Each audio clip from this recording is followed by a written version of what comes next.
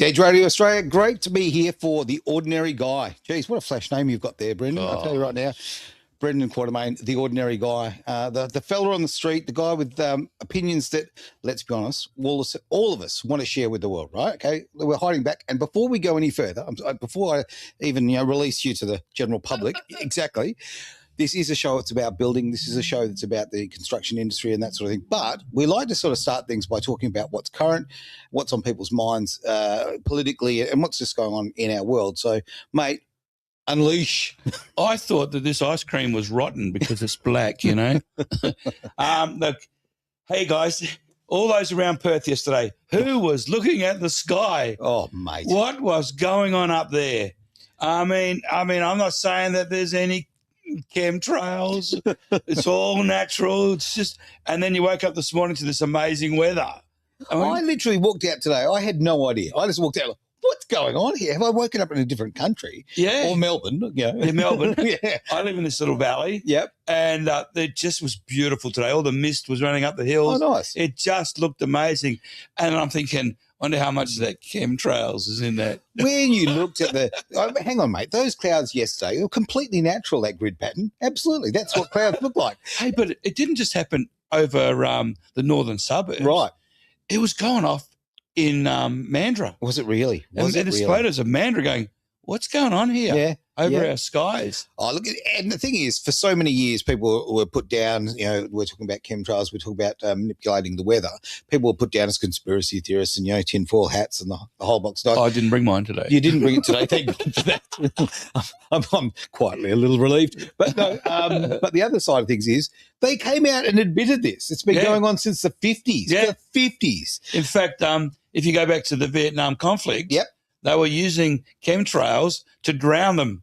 The enemy. Really? Yeah. Wow. That's how they were doing chemtrails like full on to keep the water into them, to flood them out of the tunnels. I did not know that. Well, it makes sense. And then the Agent Orange. Oh, what a great combination. Yeah, it's right. Chemtrails and Agent Orange. Just a light bit of colloidal silver. Oh, it's bloody evil is what it is. Unbelievable. But all right, mate. It's this thing, I'm God, Well, it is, I thoroughly agree with that. But so, okay, we've woken up today. It's been raining, all that going to carry on. It's almost laughable because it's happening, right in front of us. And the amount of people yesterday who were saying, just look at the sky, what's going on. We're tired of being manipulated, mate. I think it's about time. We're waking up one person at a time. Yep. I was talking to a couple of guys yesterday, and they're like, I didn't know this, but they're awake, but they're not fully awake. No. And they're just coming along. And he goes, how do I tell my friends about this? And I said, just plant little seeds. Yeah. And that's what they're planting, seeds in the sky. So we might as well use that to get people to look up. Use the same methods they're using on us. 100%, absolutely. Because if you bombard people with what's going on all in one foul swoop, I mean, they're going to run off to the loony bin, okay? Bombard people? You mean like what happened in Germany? A couple of weeks ago. Let's talk about that. Now, this is a couple of weeks ago, yeah. But it is just filtering through to the mainstream. Still don't want to touch it. They're not even going to touch it. It's not going to go near it. But, okay, let's talk about it, mate. Let's talk about what's happened to the right side of politics in Germany. 7 members of what we would call Pauline Hanson's side of the politics died in 13 days. Oh, it's just unlucky. It's all it is, just bad luck. You know what? If you're here and you're campaigning with Pauline, and you're not walking around with bodyguards right now, or you're checking your cars or whatever, I'd be checking everything. Mate, I certainly hope you're wrong. I really do. I know that sort of in the past with myself and political campaigning, that I did get threats. You did get followed. You did get some dramas and that, which is it is crazy. I mean, look, politics is very important, but at the same time, why would you become so fanatical like that? Why would you think about hurting other people because you don't agree with them? I mean, the great thing about the world is we've got different opinions. Wayne Dwyer, who's a phenomenal part of my life, but an absolutely amazing man when he was alive, great philosopher. He said, you're entitled to have your opinion. You're entitled to have your concept of what you want out of life. Yep. All right? And for us, we just have to sit back and go, that's an interesting way of putting it. It's not my way, but it's an interesting way that you're living. Sure. That's your choice. And we need to be a little bit more flexible in that space. But at the same time, we don't need to lose our culture. No. We don't need to lose our way of life. We don't need to be abused and literally raped and pillaged. Well, let's go on that first point about culture. Okay, Australian culture, people go, oh, Australia doesn't have culture. What a joke. We have a wonderful culture. Yeah, meat pie, kangaroos, go on. Meat pies, Holden, what's it going? Yeah, Holden cars. Meat pies, kangaroos, and Holden cars. There you go. So, I mean, we're the only country in the world that eats their national emblem. Kiwis, if you want to make that Kiwi become a staple diet, just eat the bastard, Oh, yeah, there's so many feathers, mate. It's a lot of feathers. No way. Oh, but we eat a little tiny quail. Yeah, that's a good point. That's a good point. No, but you're so right. But Australian culture needs to be protected. Yeah. That's the thing. And we can't have, and this is the thing. You say things like this and people go, oh, you're racist, you're that. Guess what? I'm not from this country originally, okay? Really? Yeah. My mum's an import. She's from London. Right. The Londoners. The Londoners. Yeah. She's a long-haired lover from Liverpool. My mother used to say that she used to date Paul McCartney. That's a hell of a brag. No, that's right. Okay. I mean, this is back when they were called the Eagles, right? What? Yeah, they were called a different. They were in their early days. Right. And I said, so what you're telling me, Mum, is that I could have been Brendan John McCartney. I would have looked good. I would have been able to sing, and I would have been filthy rich. Do you think I hate my mother now? Talk about not really being born under the wrong side, mate. That's on the wrong side of the track. Oh, absolutely, mate. Well, let's jump into the subject at hand when it comes to the building industry, because we're going to talk about something today that people do everything possible to avoid. Well, we're going to swear. Are we going to swear? Yeah, right? yeah. Are you going to say? Should we count to 1, 2, 3? 1, 2, 3. Budgeting. Oh. Yeah. Okay, that's the end of the show. I'm exhausted. That's it. I'm over it. No one wants to talk about budgeting. It is the most. It's like dating an accountant. Okay, 95% of people work for 5%. Yeah, but 95% of the wealth is controlled by 5%. Okay, the difference between the 95 that have not and the ones that have is that they learnt very early in time to budget. Okay. This comes straight out of The Richest Man in Babylon. Right. Okay, we're going way back here. Yeah. All right. Yeah. Not The Rivers. Okay, we're going further back. Richest Man in Babylon, I think it was written by George Glasson. Okay. Was a great book. Recommend everybody reads it. I actually recommend too, if you want to be part of the conversation, jump onto our YouTube page, do the old subscribe and like in the whole box of dice. We love that. But also just, add some comments or questions. We'd love to have some interaction with you. We often see them coming through on other, what's the word? Platforms. There's the word I'm searching for. Other platforms, but they won't actually come through live with the show. But I definitely know it will come through on YouTube and also on the Edge Radio Australia Facebook page. So if you've got a comment there, we'd love to hear from you. Yeah. Actually, I had a comment during the week come through. Okay. I need to learn how to use the word Pacific as opposed to No, I know what you did. I was here. I saw it all happen. Okay. You said Pacific. You missed the S. Okay. Well, not specific. But I thought we've been friends for a long time. Okay. You know what? I'm not going to bring it up. I'm going to let this one slide. It's all good, mate. And that was my comment from one of my mates over in Canberra who's watching the podcast. Fantastic. And he's probably watching it now. Yep. And he's like, you got to learn how to say that word. So I've been practicing and I still mustered it up. All right. Okay. Well, we'll keep away from that word. Right. We won't be specific. We'll be quite generalised today. How about that? Specific. Okay? Yeah. Specific.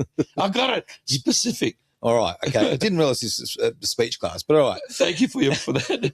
I just want to get that off my chest. Do mate. Well, okay, but with budgeting, we all avoid it. Okay, we really do, and this goes obviously through most things in life. We hear the word, failing to plan is planning to fail. So true. Here we go. True. Failing to budget is planning to fail as well, or planning to go broke. Because if you don't sit there and know where your money is, you don't have the ability to think. I was taught by a guy called what's his name? Chris Adair. Chris Adair? He was a brilliant builder over on Queensland. And he said to me, if you don't start every day as a builder looking at your spreadsheet, you don't know what you've got coming in today, what you've got to complete, and you don't know how much money is coming in to do your pays. If you don't have cash flow, you are in deep trouble. Absolutely. Let's face it. Yeah. And I recommend anybody that's in business, you learn how to write and to read and to follow a cash flow. And I said, now everybody goes, oh, cash flow is futuristic. It's not. You can have it actuals. So you can actually set them as actuals. Okay. And that's Now explain the difference though. Okay, so when I look at a cash flow, somebody comes to me and says, like a friend of mine came to me this week, said, I want to get into this business. Mm-hmm. And he threw the documents in front of me, and I said, it's going to fail. And he goes, why? You Mr. Positive. Go on. He goes, why is that? He goes, that was not very nice. And I said, well, it's actually the truth. Because every single number on that document ended in 00. Because it was that accurate, not? Because they're following the thing. Just round up. There is no such thing in business as rounding up. I've never received an invoice from Telstra or from or anybody that says, oh, $22. Exactly. It's $22.53. Whatever it is. And they're the numbers that you've got to start to learn to What was work the old within. saying? Okay. And I'm not this old, but I remember the saying, you look after the pennies and the pounds will look after themselves. That's exactly right. Right. And I'm not that old. But I think it's an important thing. If you're looking at the smaller details, you have a far more holistic kind of view of everything. You know what's going on in your business. Yes. Because if you do round things up, if you do that, you tend to lose track of things, mate. You said to me, how does young people get back into housing? Yep. You know, number one, they've got to please remember this. You are going to buy your house with after-taxed money. So you're already 50%, 49%, 30% behind the 8 ball. So true. And it's so freaking hard. And I was going to use another word there. Yeah, you held on to that, F. Nice. Yeah, no, it's so hard because here you are, you're trying to pay the rent, pay the bills, and there are two types of people in the world, okay? There are those that spend first and save what's left, and there are those that save first and spend what's in the remainder. So, for example, if you set a budget and you put 10% of your salary away first, what does that mean? It means that you've paid yourself first. It's an interesting sort of way of doing it. It really is. You do. You pay yourself first. And you put it into your never, ever account. Right. Never, ever touch it. I don't even know how much is in my never, ever account. Just give me the key card. I'll find out for you, mate. No, that's fine, mate. I'll just ask the wife and she'll go, none of your business because she'll think I'm going to buy a rally car. Exactly. It's the never account.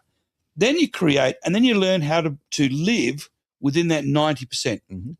So you then sit there and you work out what your power bill is, what your you learn to live it within your means. That's an interesting thought, isn't it? What a crazy theory. Give it a go. Oh, no, just get a bank card. I'll just overdrive. If you can get to a point where you cut your bank card in half, you will save yourself a lifetime of embarrassment. Yeah. Look, the Visa card, the MasterCards, all of these credit cards, you have to pay them back. It's not free money. People tend to think that's something you can keep maintaining that debt. It's not good for you. The average age of somebody that thinks about retirement is 50. Is that right? Yeah. They actually sit back and go, oh, I'm 50 now. I've got 10 years to retirement. What am I going to do? Oh, I've got my super. You should see what super doesn't do for you. Super gives you enough money to basically live and exist. Yep. That's providing that you own your home outright. That's a great point. So super, generally speaking, and I mean, obviously it's not financial advice, okay? No. This is a reality in it. When you see these figures pop up with the TV ads, particularly we're talking about anything that's sponsored by the government, they're taking into account that you're in a couple, right? That you're getting the full unemployment, the pensioner payment, okay?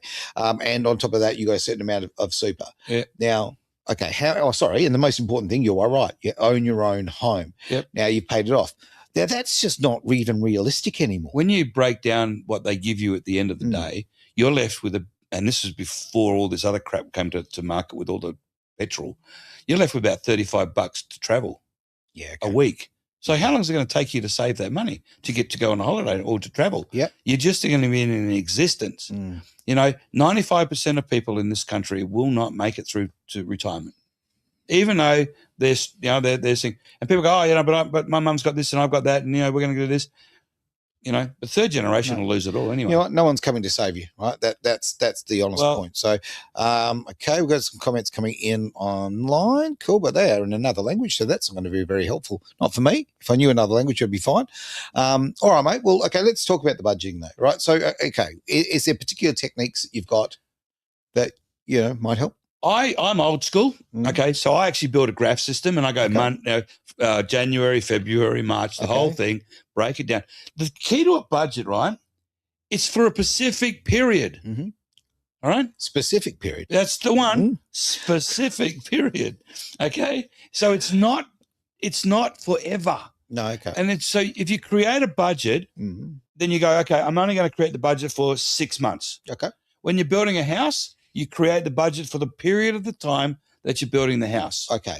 Now, you go on. Because that way you know exactly what's going on. Right. If you try and do it for the rest of your life and it's forever, it's a tough gig. It's going to change every day. It really is. Okay. So we're talking about building in this particular situation. And I mean, we are and we're not. Because, building. I was about to say, I mean, you need to build the money for the deposit first and all of these things. After tax money. That's right. And so hard to build when you're renting or, you've got to move in with the parents. There's so many different things you can do. I think I'm probably too old to move in with the parents, but we'll give it a crack. If I'm moving in with my parents, you just come into my funeral. They're already gone. Similar situation here, mate. Absolutely. So it's going to be cold and damp. I'm going to say that. But, okay, you've got to put this money aside. You've got to find an inexpensive way of living to survive and so you can put this money away. Yep. So this happens well before the building process. But I want to talk about the building side of things because, materials go up left, right and centre. You've got to think about the cost of the contract. You've got to have a contingency plan with your budgeting, I feel anyway. At the moment, if you're not building a contingency plan in your budgeting of 15%. Yep. So, you may find a huge amount, though. It's large, but you need to know that you're going to blow the budget by 15%. Okay. At the moment, you can't help it. But that's just understanding that and sort of like trying to tell the client that it's a contingency plan. I can't help it. We're doing our best. In fact, at the moment, to be honest with you, I'm at that point where I'm writing contracts as a cash. As a cost plus contract. If I save them some money, I'll save them some money. Yeah. The other day we drilled 55 holes in a property. We had an estimated cost of $2,000 to do that. Yep. We did it in 5 hours. Client got a $8,000 bonus. How good's that? Look, I had a Jack Russell, mate. Can do it for cheaper than that. Yeah, that's right. Yeah. It looked. The guy comes on site and says, "Oh, it looks like Groundhog Day," and I'm like, "That's really interesting." The next day, a couple of hours later, he goes, "Looks like Cowpack Day," because it looked like all these cowpacks had all filled them in. Yeah, yeah. That's absolutely. It's just pudding system for a floor system. Okay, so it's a bit unique, but I was in my element. Had a wheelbarrow, muscles. It was good. He sort of talk himself up there. But it's good to be back. Well, maybe it's good, maybe it's not, to be back on the tools to a degree. Look, I'm going back on the tools for a little while, only because I can't find people to work. So if you've got a job or a pulse, come and see me, please. That could be why I try to give you the segue, mate. It's so hard to get staff right now. It's an absolute nightmare. Yeah. And you know what? There's so many Aussies out there who need work, can build their skill levels, can make you can upgrade your financial potential here. Yeah. We have a fixed price contract with a client, and then all of a sudden the guys turn around saying, well, I want $90 an hour to work for you. $90 an hour. Yeah. I can't get over and it. I just sit back and I go, I'm in the wrong game. I should be I'm actually thinking about cancelling the building contract and becoming the chippy. No, well, tongue in cheek, mate, but I can see, honestly, it is very hard. So, you know what? There's great jobs out there, very good income. Yeah. Yeah, get on the tools, everybody. Learn a trade. It's such a good thing. Look, getting young people to sort of learn, and teach them is there's nothing more satisfying. And seeing coming back a couple of years' time and watching these guys and they're on their own. Yeah. In fact, one of my guys was one of my juniors back in the days. Now my construction manager, having him on site, he's a legend. He's doing a great job, Cool. But getting back to budgeting and understanding, and part of budgeting is looking at what's a necessity, okay, and what's a luxury. So are you telling me my morning coffee is not a necessity? Yes, it is. I've seen you in the morning without a coffee. It's a necessity, brother. But I'll tell you right now, yeah, it is. There's no question about that. But I mean, I'm paying $7.50 for a coffee. Yeah, that's serious. It's $5 for the coffee plus GST plus diesel. Boom, exactly right. $7.50 for a cup of coffee. I mean, come on. Yeah. But that. So why I'm saying that is because I'm now going to myself. Guess what, Aaron? You can have a cup of instant. It's not going to kill you. Oh yes, it will. I'm just trying to go, what's a necessity and what's a luxury? Yeah. Look, you've got to have your luxuries, okay? In Australia, where we are, you've got to have your luxuries. you've got to have you've got to be able to sit and have a beer but have a beer on a balcony rather than at the pub. That's a great point. Just enjoy being with your family. Yeah, learning to be with people that have lost you. It's like we all say. Like there's an awesome song running on the internet at the moment about when I die, you'll come to my funeral. But I'm here right now. Come and see me now. Oh, and get out and see the people and have a beer with them now. And you've just brought up a point, though, okay? And this helps with the budgeting point of view. Okay, guess what? Okay, if I go to a pub with friends, we sit in a little collective. We all talk to each other. We're not talking to other people. We maybe interact a little bit with the bar staff. That's about it.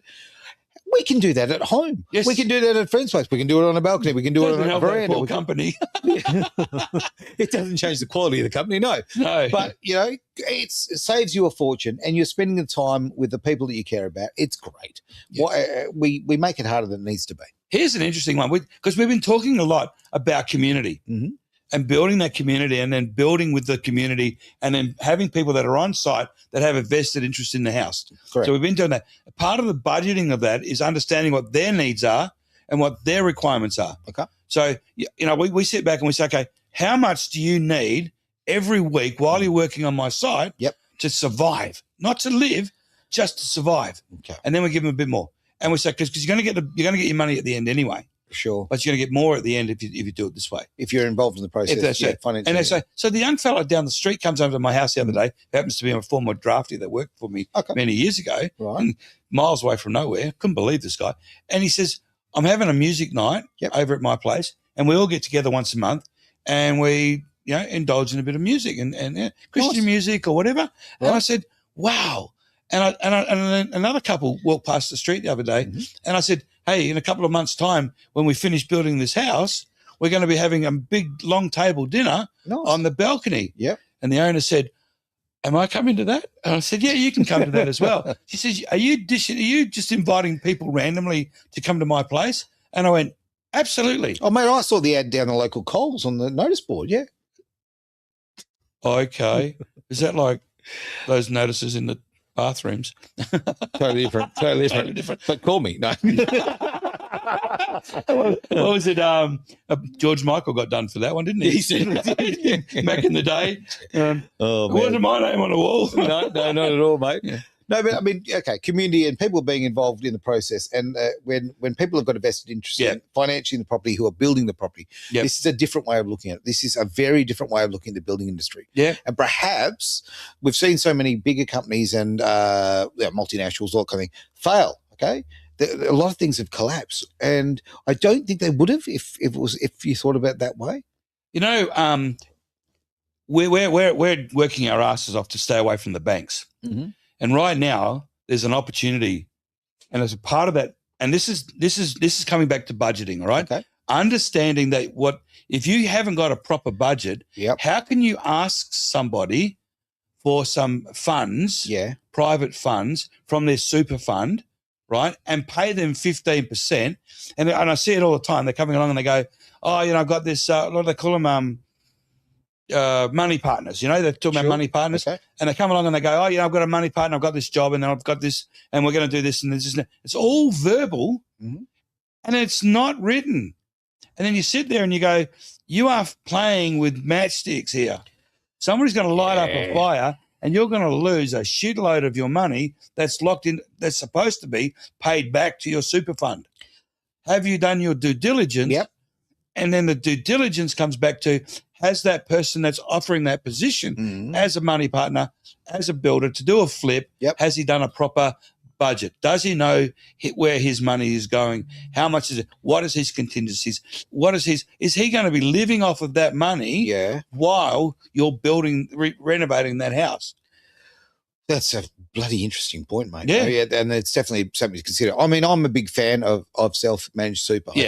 I think there's so much scope there. You can do a better job than these fund managers. Oh, absolutely, mate. And you've got control of your own destiny. Absolutely. But you have to comply, and you've got to make sure you keep it really, really tight. We're always looking for money partners. Okay. All the time. Yep.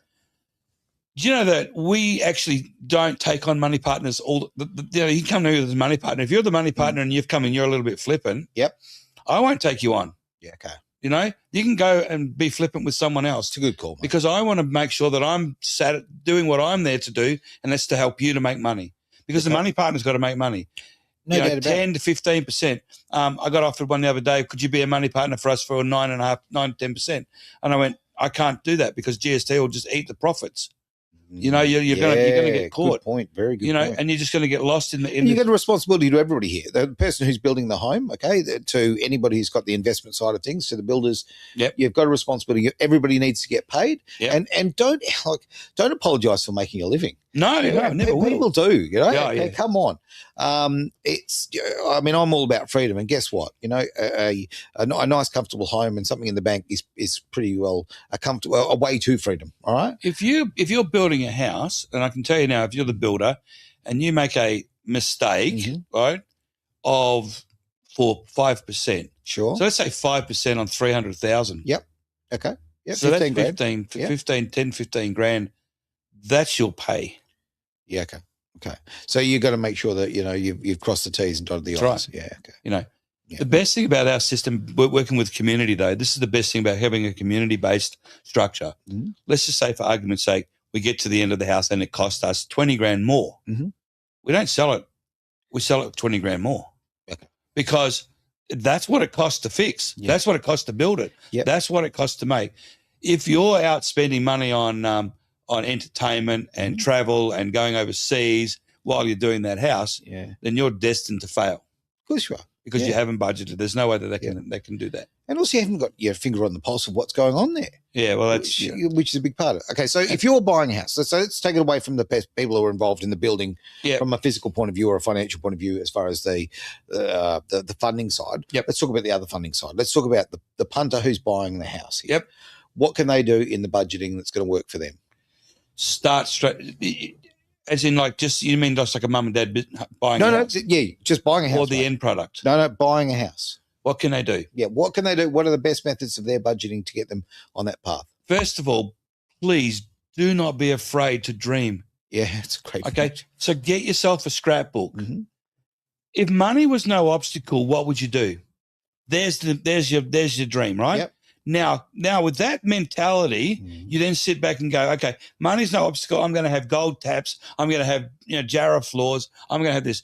Now you go back to the reality. Money's an obstacle. Of course it is. What can I keep? What can I do? What can I keep? How can I get to what I want and have those things later? Okay. And if you don't do the planning, guess what? Those gold taps end up being a hose. Yeah. You know? Yeah. One mistake. I worked for a building company in Bunbury, and I can't mention their name. Sure. But they missed on 100 houses the gutter and fascia. What? Yep. How does that happen? Because when you set your program, right, they set the roof, they missed the gutter and fascia on the program. So therefore it never, ever registered that it was missing. And they were losing 5 to 10 grand on $5 grand on an average of house. They finished up 100 houses. That's $500,000. $500,000. $500,000 worth of, and Len had to come in and fix the problem. Okay. You know? Yep. I mean, you're not making any money there. Yeah. Okay. Yeah. Okay. Yeah. But how the hell do you miss that? I mean, you're looking at the houses right there in front of you. But yes, but on a spreadsheet. Yep. Because this is back okay. on a spreadsheet. So it's old Excel type spreadsheets. Yep. It would go, roof, screws, cladding, insulation. Next one down, you go, you're working your way in. You got your rafters, and then you go down. It goes, eave lining. Yeah. And then you go down brickwork to the bottom. To the footings. And so you've done everything. They had missed the whole sentence. One line, gutter and fascia. Simple as that. Mate, we're going to end. Right. Sum it up. Come on, just wrap it in a nice little bow for us. I would say to everybody out there, I recommend reading The Richest Man in Babylon. Okay. There's another book on there. It's another couple of other books out there to read is 95 Percenters. It's a really good thing. Okay. And also How to Pay Off Your Debts is a really good – there's a pile of books on how to pay off your debts really quickly. Get onto that one. And well, when we're doing our podcast later or our training sessions, I'm going to show you the simplest and easiest way to pay off your debts. Okay. Right? And it doesn't hurt. But I'm looking forward to that day. Okay, mate. We're almost there. We're almost there. We will get there, most definitely. Thank you very much for being part of the show. Has been The Ordinary Guy with Brendan Quartermain. Keep an eye on the skies. Exactly. There's your weather report. Look up. It's Edge Radio Australia.